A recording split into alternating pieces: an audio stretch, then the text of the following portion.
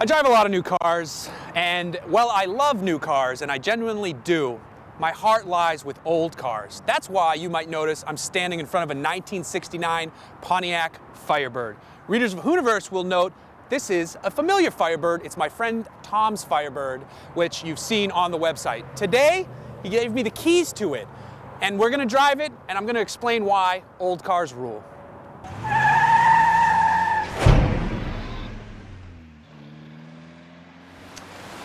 My first car was a 72 Nova.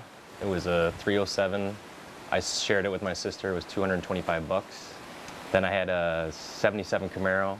It was 625 bucks, and that lasted maybe a summer. Then I had a 69 Chevelle. It was straight six with 60,000 miles on it. That was an awesome car. So then 15 years later, I got this. It just kind of came up. I found it on Craigslist. I wasn't a huge Pontiac guy before, but it was the right price. It was in good shape. It was mostly original. It just kind of became my car, and I was happy to get it.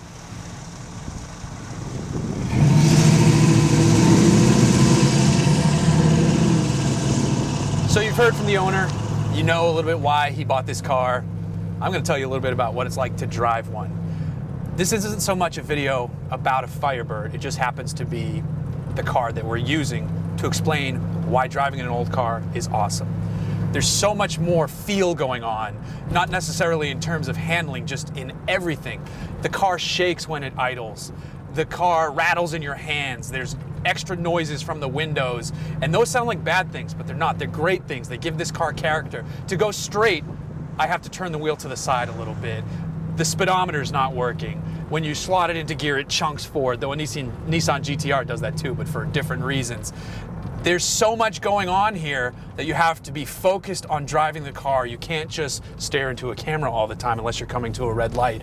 But the car demands your attention in a good way, and you want to give it all that attention. Behind the wheel, this definitely doesn't feel like a new car. It feels like an old car, and that's why we're driving it.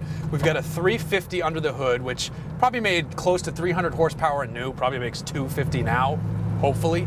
But it still feels mean and loud and aggressive, and it's not even the best engine you could get with this car. You could get the 400, which was probably a beast.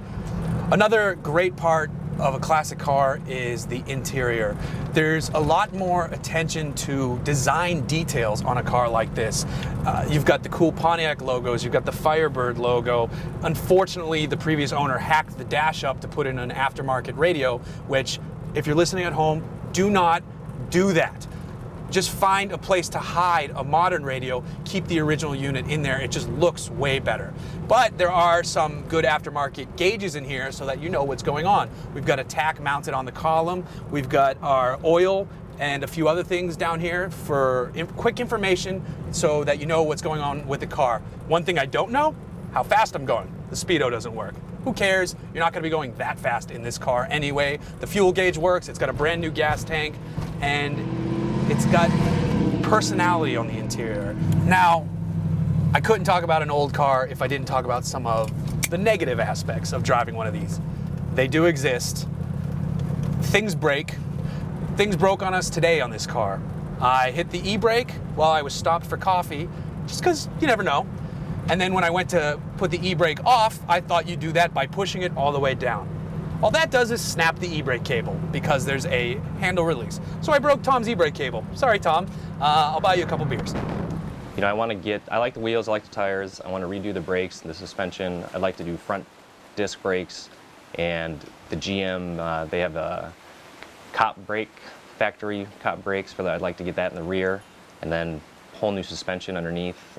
It's not going to be the fastest car, but it'd be great if it handled the best and rode the best, and made a big difference there. It's a original matching numbers, so I want to keep that. I'll get a rebuild, maybe swap the trans, but for what it is, you know, I'm kind of a classic guy. I like to keep it somewhat original, so if I can keep that, the interior is original, so I'll just keep it and build it. I am a little jaded when it comes to new cars. I drive a different one pretty much every week. I'm not trying to brag, it's just kind of what you do when you write about cars. I wish I could drive something like this every week. I consider myself lucky that I get to drive new cars.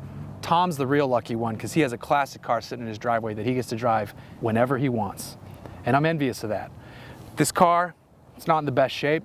It's a good daily driver if you wanted to treat it as such, but it is the starting point to a section of the motoring world that is just more exciting and more alive than some of the newer stuff that's coming out. This car has a soul, and I felt it out there on the road, and I love the connection I made with it.